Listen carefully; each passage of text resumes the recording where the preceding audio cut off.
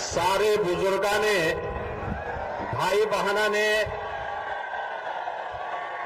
और नौजवानों ने मेरी ओर से राम राम।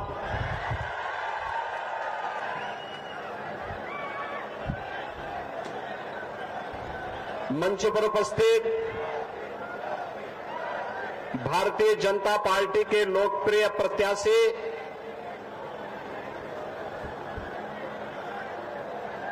जिन्होंने विधायक के रूप में नारनौद में बेहतरीन कार्य किया,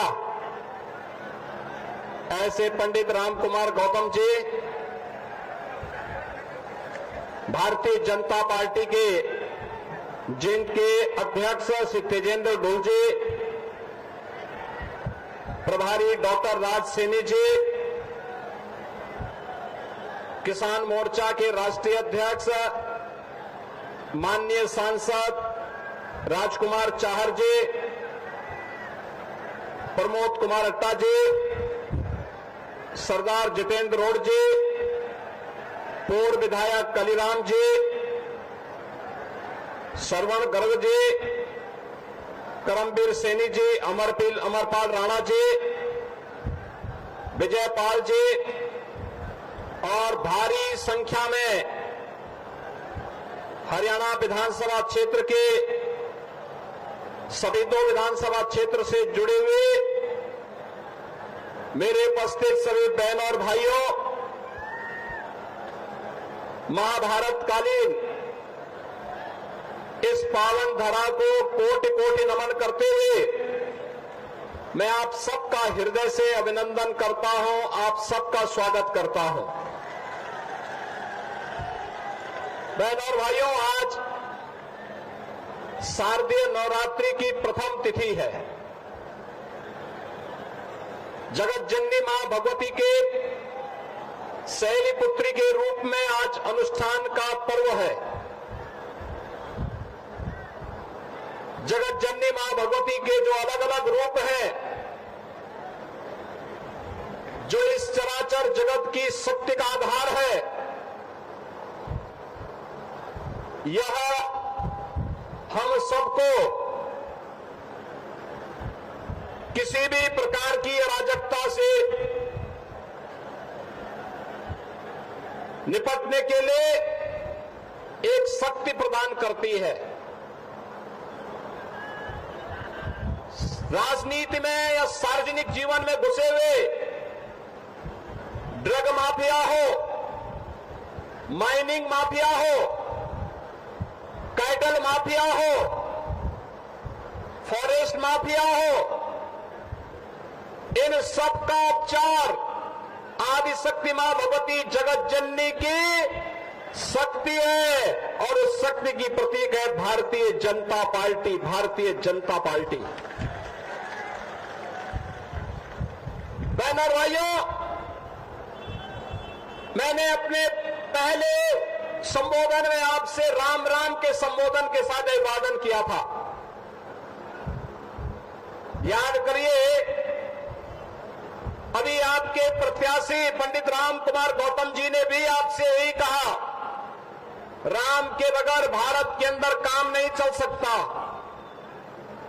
राम हमारे रोम रोम में है, रग रग में है, हमारे प्राणवायु हैं, राष्ट्र के प्रतीक हैं। लेकिन हमारे मर्यादा पुरुषोत्तम प्रभु श्री राम 500 वर्षों तक उन्हें उनकी जन्मभूमि पर, वहां पर जन्मभूमि पर प्रभु राम को विराजमान करने से वंचित किया गया। इसका अपराधी कौन है?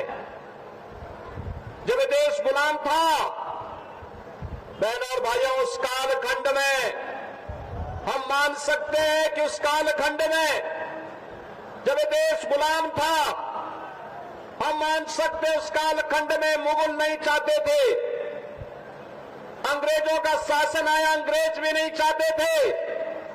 लेकिन 1947 में तो देश आजाद हो गया था, कांग्रेस के हाथों में सत्ता आ गई थी। देश में भी और उत्तर प्रदेश में भी सर्वाधिक समय तक कांग्रेस को शासन करने का अवसर प्राप्त हुआ था। लेकिन बहनों और भाइयों, राम मंदिर की समस्या का समाधान करने की बात तो दूर, राम मंदिर के निर्माण में बाधा पैदा करने का कार्य ही कांग्रेस ने किया था। और इसीलिए मैं बार बार कहता हूं, इस देश के अंदर लड़ाई साफ है। एक तरफ राम की संस्कृति को मानने वाले लोग हैं, दूसरी तरफ रोम की संस्कृति पर विश्वास करने वाले लोग हैं। हम राम भक्त राम की संस्कृति पर विश्वास करते हैं, और कांग्रेस के लोग जिन्हें राम जन्मभूमि पर प्रभु राम लला के 500 वर्षों के बाद विराजमान होने का कार्यक्रम अच्छा नहीं लगता। वे अच्छा इसलिए नहीं लगता क्योंकि वे रोम की संस्कृति पर विश्वास करते हैं, राम की संस्कृति पर नहीं। और इसलिए बहनों और भाइयों, इसलिए उन्हें राम, भगवान राम और कृष्ण का कीर्तन उन्हें अच्छा नहीं लगता, उसको नाच गाना कहते हैं। जाकी रही भावना जैसी, प्रभु मूर्ति देखी तिन तैसी। इन्होंने भगवान राम के प्रति जिस प्रकार के शब्द कांग्रेस कह रही है, यह कांग्रेस के भ्रष्ट होने का सबसे बड़ा प्रमाण है।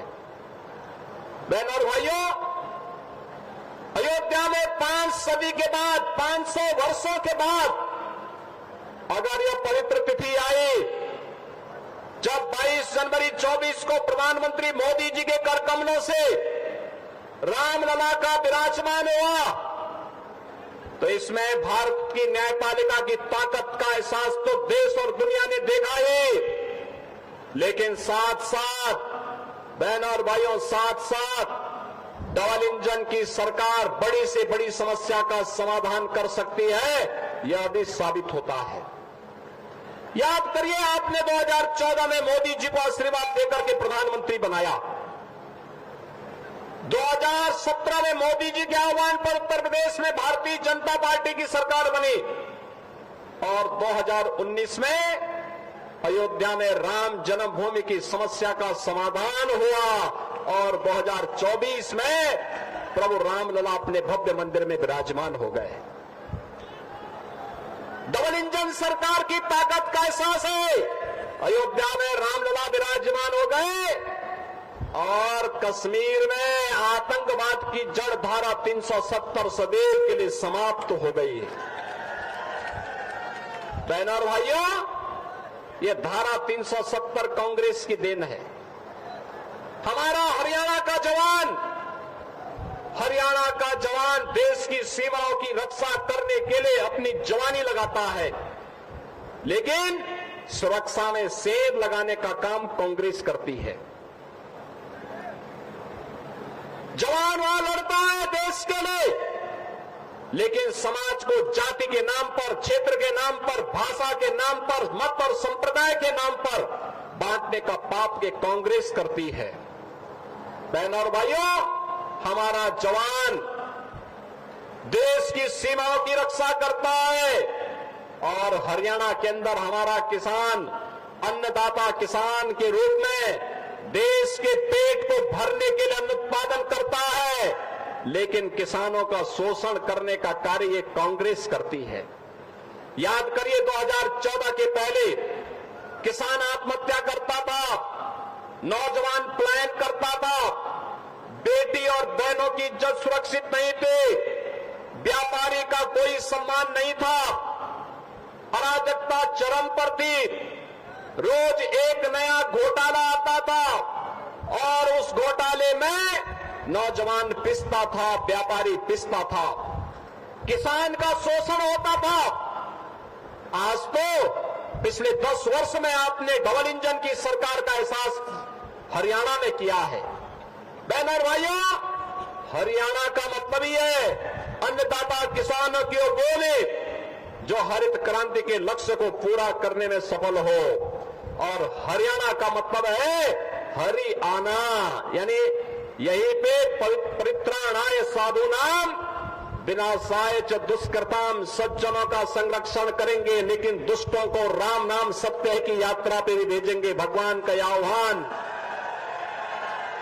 इसे के लिए नाम पड़ा है हरियाणा कि हरि बार बार आना और बार बार इस धरती पर आकर के सज्जन सत्य के संरक्षण की ताकत देना और इसी ताकत का एहसास कराने के लिए आज मैं आपके पास आया हूं।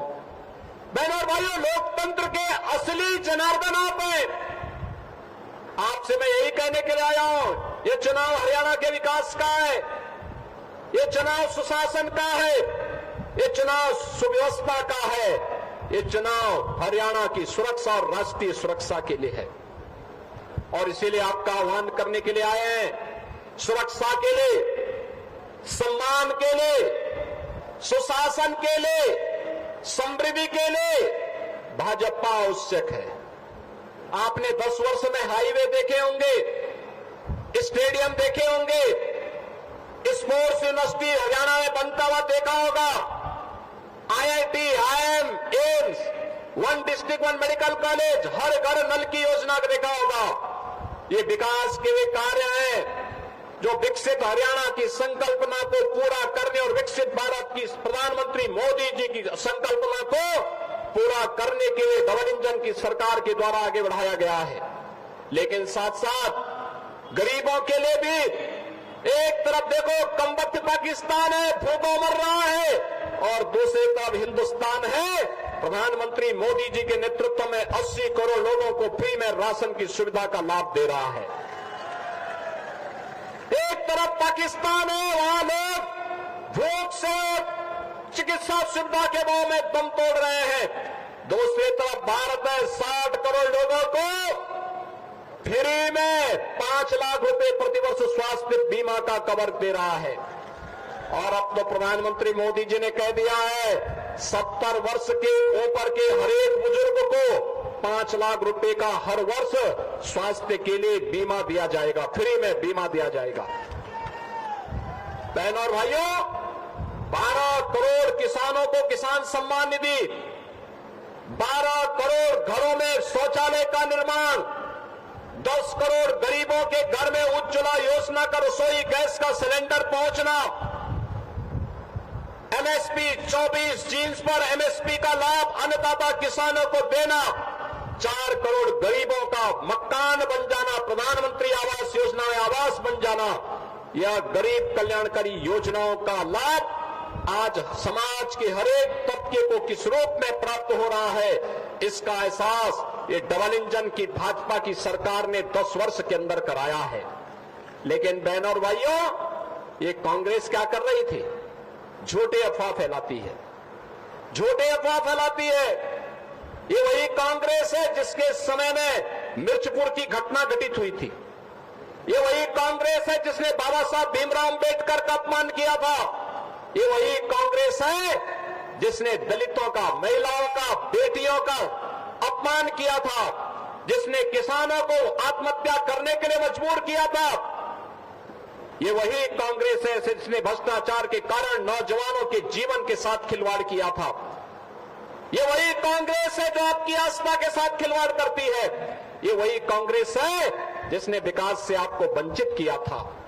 बहनों और भाइयों, कांग्रेस का हाथ माफियाओं के साथ, ड्रग माफिया के साथ कांग्रेस खड़ी है, माइनिंग माफिया के साथ कांग्रेस खड़ी है, कैटल माफिया के साथ कांग्रेस खड़ी है, वन माफिया के साथ कांग्रेस खड़ी है,